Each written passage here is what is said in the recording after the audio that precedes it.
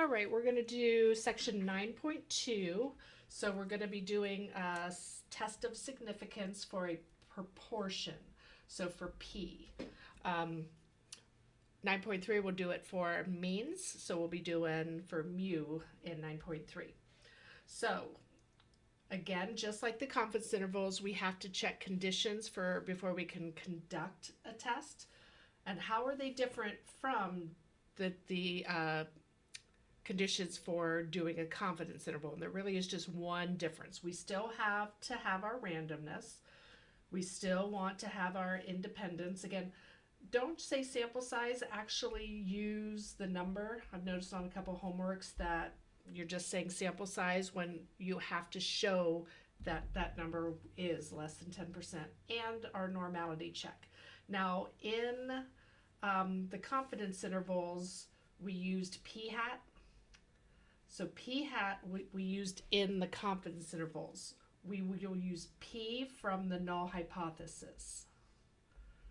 So we want to use the p that we state in our null hypothesis and our alternative hypothesis, not the sample. So again, we used the n p hat and the 1 minus p hat. We used these in the confidence intervals, but not here. We will use the p from the hypothesis. So that's really the only difference. So what is the test statistic? You've actually found it when you've been finding the z-score. And again, what does it measure, and is it on the formula sheet? So when we found our z-scores, we were finding the test statistic. And again, we use it with proportions. In the next section, the t test statistic when we're working with the means. And later on in chapter 11, we'll do a chi-squared test. And chi-squared is used when we have more than two proportions. And chi-squared test, again, is done in AP Bio. If you are in that or took that, you do a chi-squared test in that. So what does it measure? So again, these are standardized scores. So it measures how far our sample statistic diverges or is different from what we would expect if the null is true. So if the null is true, it measures how far our sample, our statistic, is from the null, again, assuming that the null is true. Because if the null is not true, that could be why our statistic is far away from it. But again, it's in standardized units. It is on the formula sheet in words, and the words are the statistic minus the parameter divided by the standard error of the statistic. So this is what it looks like on the first page of your formula sheet. So this could be z, this could be t, this could be chi-squared, but it's always the statistic minus the claim, the parameter, divided by the standard error of the statistic. And again, those formulas are back here. So these are the formulas how you find the standard error of the statistic. Okay, so doing a test of significance requires a little bit more work than the confidence interval. So instead of panic, we use phantoms. So again, on the left side, usually the graders are used to seeing these and the students making sure that they have them all on there. So again, we want to state the parameter of interest in context. For example, we're going to say p equals the true proportion of blah, blah, blah in context, or mu equals the true mean of blah, blah, blah in context. And now here's where you state your hypotheses. So you started doing this in the last section. So you'll state your null and alternative hypotheses using symbols. For example, if I'm doing a proportion, my null hypothesis is that the proportion is a value, and this should always be equals. Now, I don't like to say always because question 6 on the exam is always a little different, so maybe they do an inequality there, but this should be inequality, and this should be an inequality. So it could be not equal to, which just means different from, or it could be greater than, or it could be less than. And usually here's where we write our significance level, or even up here. And so as our significance level, again, if they don't give it to me, I'll usually pick 5%. So again, alpha is our significance level symbol. So I usually state that up here with that, or sometimes you'll see the parameter, we want to do this at the 5% significance level. Again, so we want to name the assumptions or conditions to perform the test, those 3 conditions. Name the test. Again, you can do it by writing the formula or showing your work. You want to actually calculate what is the value of the test statistic. Obtain a p-value, which again, you've actually been doing these all along, but we'll do a couple in the examples so you'll see what I mean. And then make a decision. You need to say that you reject the null or fail to reject the null based on the p-value and the significance level. They need that tie-in. Why did you make that decision? It needs to be based on the p-value and your significance level. And then S is to summarize your conclusion in context, which is about, do you have evidence that this is do you have evidence that this might not be true and that this is true, or do you have evidence that this might not be true and this is true? So specifically in a proportion, this would be our Z test statistic. So we would do our p-hat, our sample, minus the claim from our null. And then again, this is not p-hat, this should match that number. So again, this should be the p from the null hypothesis. So we always, and again, they have that separated on the formula sheet.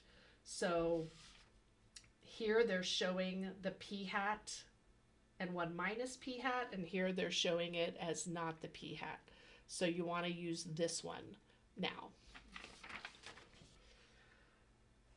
Okay, so again, we're doing our calculations. We're always assuming the null is true, and that's why we use p there and not p-hat.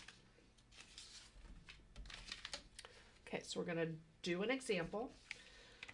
So kissing the right way, this is going to be a one-sided test, which means it's either going to be our alternative is either going to be greater than or less than. So according to an article in this paper in 2003, most people are kissing the right way. That is, according to a study, the majority of couples prefer to tilt their heads to the right when kissing. In the study, a researcher observed a random sample of 124 kissing couples and found that 83 out of 124 of the couples tilted to the right. Is this convincing evidence that all couples really do prefer to kiss that way? So notice they didn't give me a claim, but it's all about that means do more than half. Prefer would be that more than half would be to prefer. So that's going to help me with my null hypothesis. Usually the other thing I'll do is I'll usually find my p-hat right away, just to even see what that value is. So my p-hat, if I round it, it's about 67%. So before I even start, it appears that couples prefer to tilt to the right because that's about 2/3 of them. But could this have just been 2/3 by random chance? How far away is it from 50%? So let's start with our phantoms. So let's start with our P. So P equals the true proportion of couples who prefer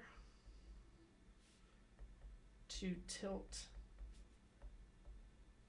head right while kissing. So can you believe this is somebody's actual research job to figure this stuff out?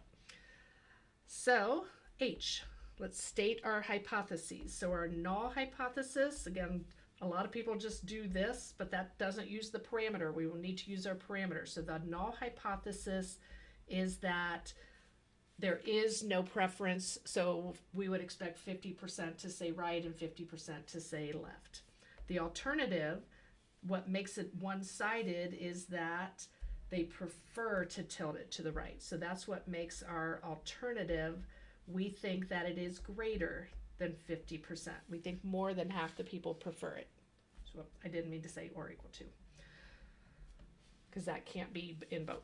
Okay, so again, our null is equal, our alternative is an inequality, and in this case it's a one-sided because it's only interested in greater than. And again, I might set my alpha level here. It doesn't give me an alpha level up here, so I will go ahead and just say I'm going to use 5%. Because you need to do it now. If you do it later, you can make this, you can change this and make it match whatever you want if you want to reject or not reject. So you need to state it before you find your p-value. And then what are our three conditions? So it was a random sample of couples. So random sample of couples, I can check that condition. And then let's check the independence. So are they independent? So is 124 less than 10% of all kissing couples? Again, notice I'm writing it in context. So again, I believe that is true. And then the shape, is it normal?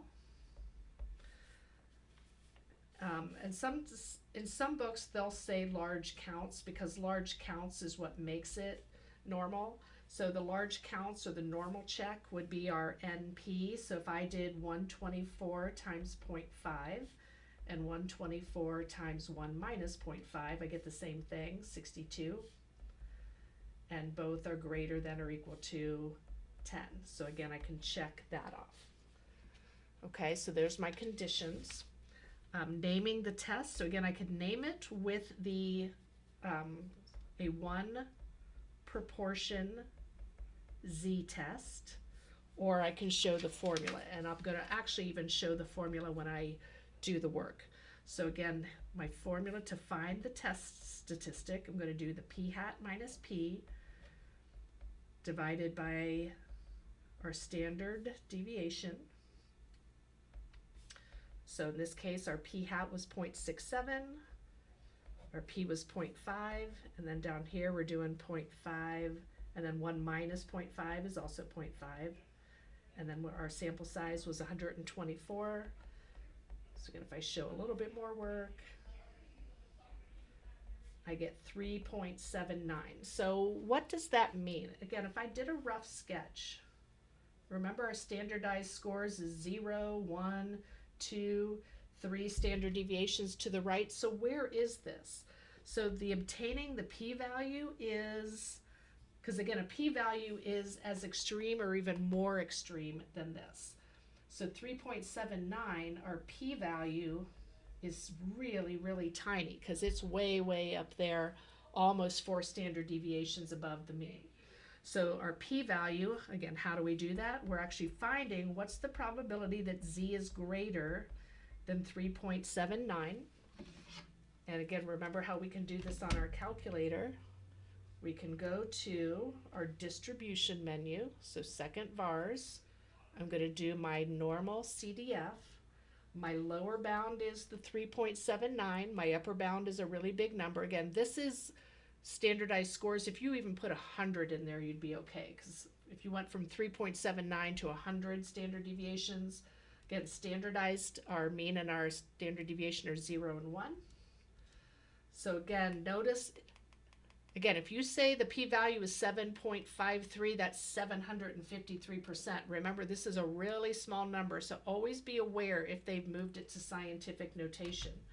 So our p-value is 7, and you can write it like this, 7.53 times 10 to the negative 5th, or you can actually move the decimal point over and see how small it actually is. So that's what the p-value is. So the p-value is the probability that we got a statistic of 0.67 if 50% is really true. So if this was 0.5 here, or 0.67 is way, way, way up here. What's the probability that we got something so far away if this is actually true? So making a decision, since our p-value is less than our alpha value, since our p-value is less than our alpha value, we reject H naught. So again, I'm rejecting and I'm saying why I'm rejecting. And then my summary is gonna wrap it up. What does it mean to reject the null? It means that I reject that it is 50% and I actually have evidence that it is above 50%. So we have, and again, the smaller your p-value, the more convincing your evidence is. If I had a 4.5%, that's real close to 5%, but this is really small. So we have very convincing evidence because our p-value is so small. Did I spell that right? We have very convincing evidence. You're not graded on spelling, by the way. We have very convincing evidence that the true proportion of couples who prefer to tilt right when kissing is above 50%. So we have so in other words, we have evidence couples do prefer to kiss right. Because that's what you want to say, what is our evidence? Does our evidence support what they believe? They believe this. Does our evidence support this? Yes, it did. But again, notice I'm rewriting a lot of what I wrote in the beginning, but that's okay. There's time on the test. That didn't take me 13 minutes to do, and that's how much time you have to do it. Okay, let's do another. This is going to be a two-sided test, and then I'll show you how a two-sided test is tied into a confidence interval. Back to our Benford's Law on fraud. So when the accounting firm audits a company's financial records, they often use a test based on this law. It states the distribution of first digits in many real-life sources is not uniform. In fact, when there is no fraud, about 30.1% of the numbers in the financial records begin with a 1. However, the proportion of first digits that are 1 is significantly different. Now notice that doesn't show direction. It just says it's not 30.1%. It's just different. It could be smaller. It could be higher. Again, no, I'm looking for the words random. So it was a random sample when I checked that conditions. They do a much more, so when that happens, they do a more thorough investigation of the company. Suppose a random sample of 300 expenses from a company's records results in only 68 that begin with the digit 1. Should the company do a more thorough investigation? You want to make sure you answer that question. So again, what is our p-hat? Our p-hat is 68 out of 300. And 68 out of 300 is approximately 22.7%.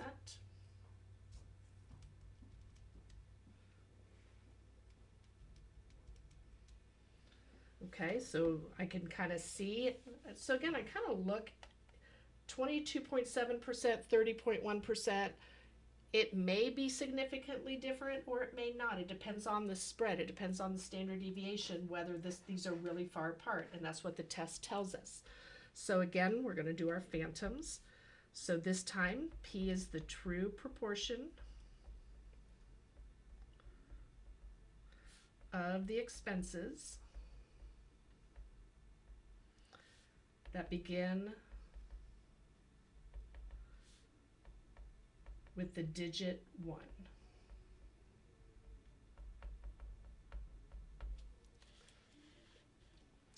And then what are our hypotheses? So again, this is the claim.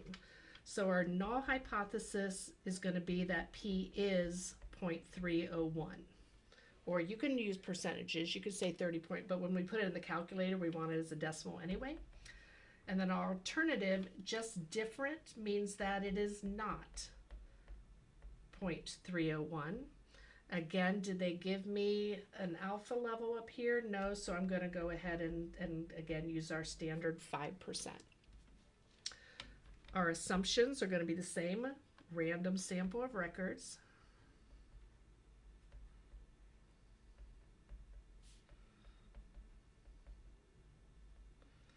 So there were a random sample of, so that's our random check.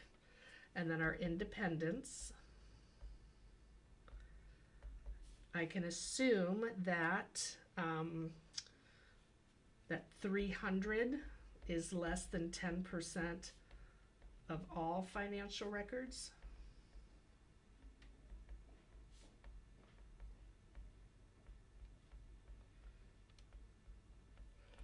Okay, so I can assume that, or there are more than 3,000.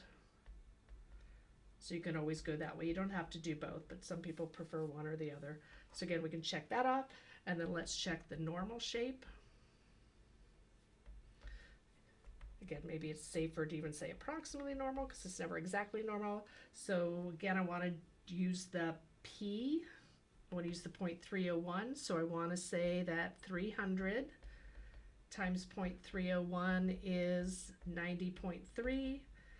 And that 300 times, what would that be, 0.699, is 209.7. So again, both are greater than 10.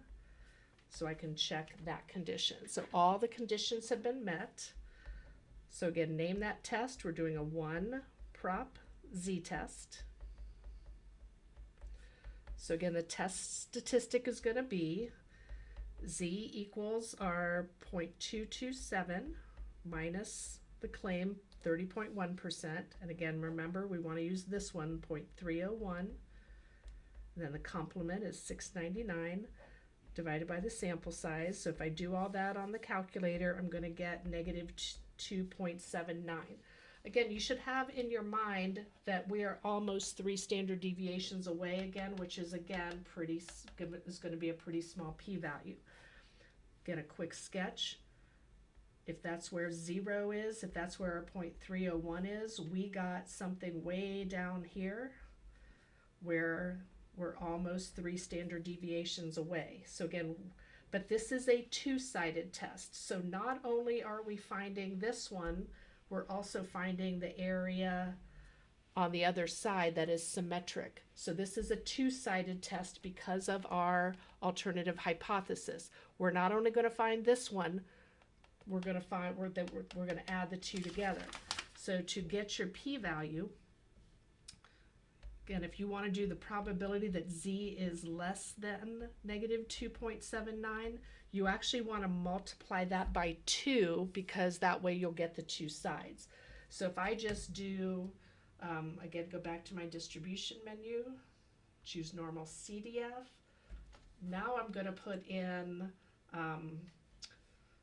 so again, if I want to be, I can go ahead and put in either one. I'm going to go ahead and put in 279 because it's easier to plug in.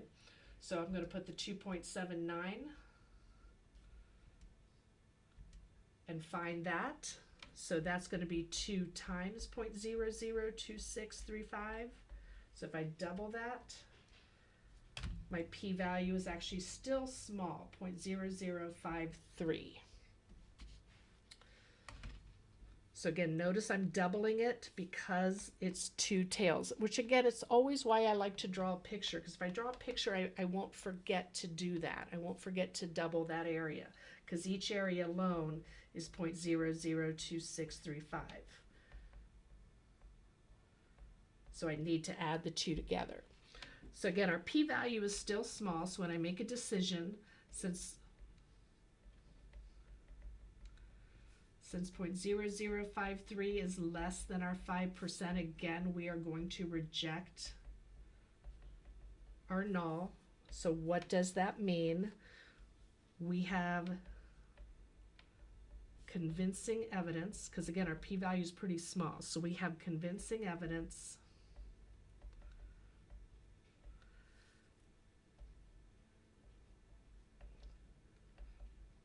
the true proportion of expenses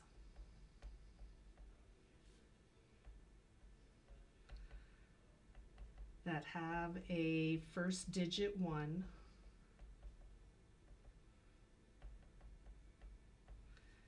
is different from the claim of 30.1%. So the company should investigate further.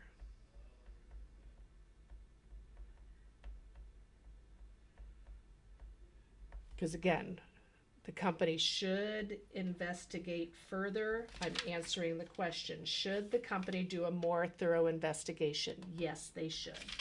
So you want to make sure you answer that question. Okay.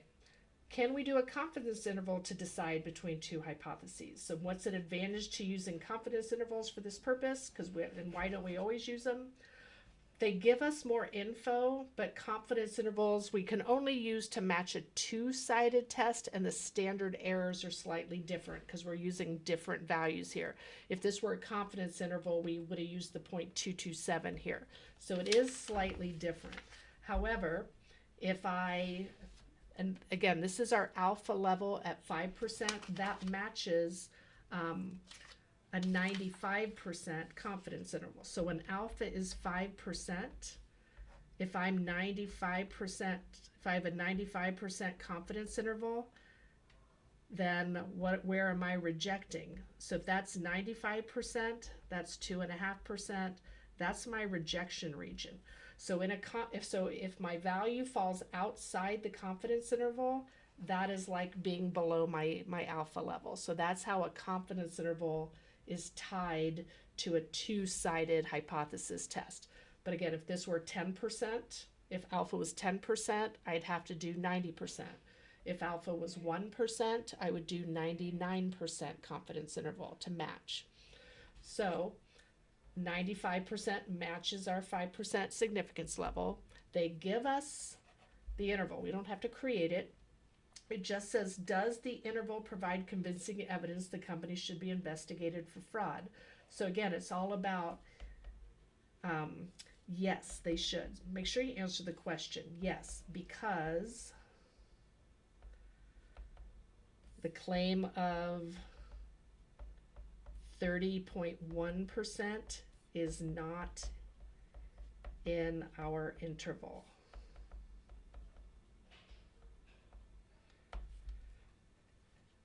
And it would be at the 95% level. So yes, they should be investigated because the claim of 30.1% is not in our interval. And that's pretty much it for 9.2. 9.3 will be similar, but we'll be doing it with means instead of proportions.